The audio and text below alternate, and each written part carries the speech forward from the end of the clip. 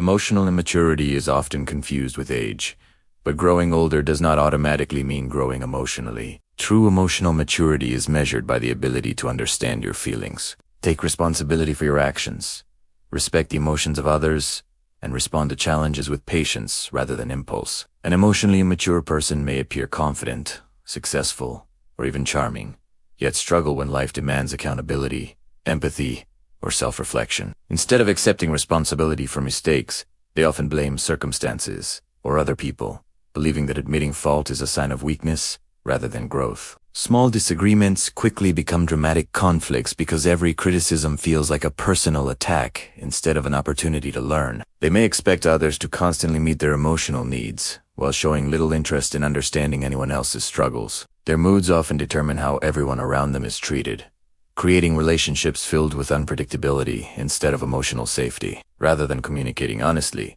they may give the silent treatment, become defensive, avoid difficult conversations, or react impulsively without considering the consequences of their words. They seek immediate comfort instead of long-term solutions, choosing temporary emotional relief over meaningful personal growth. The greatest tragedy of emotional immaturity is that it quietly damages relationships without the person fully understanding why. Friends become exhausted, partners feel unheard, and conflicts repeat themselves because the same patterns are never honestly examined. Growth becomes impossible when every problem is seen as someone else's fault. Recognizing these signs is not about judging people for having emotional struggles, because everyone has moments of immaturity, especially during times of stress or pain. The difference is whether someone is willing to reflect, learn, and change. Emotional maturity is not about never feeling angry, hurt, or disappointed. It is about learning to express those emotions with honesty, respect, and self-control instead of allowing them to control every relationship. Healing begins when you stop protecting your ego and start strengthening your character. The moment you become willing to listen before reacting,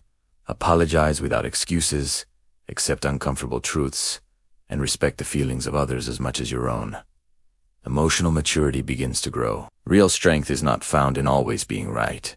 It is found in having the courage to become better than the person you were yesterday, building relationships that are guided by understanding, trust, and genuine emotional wisdom.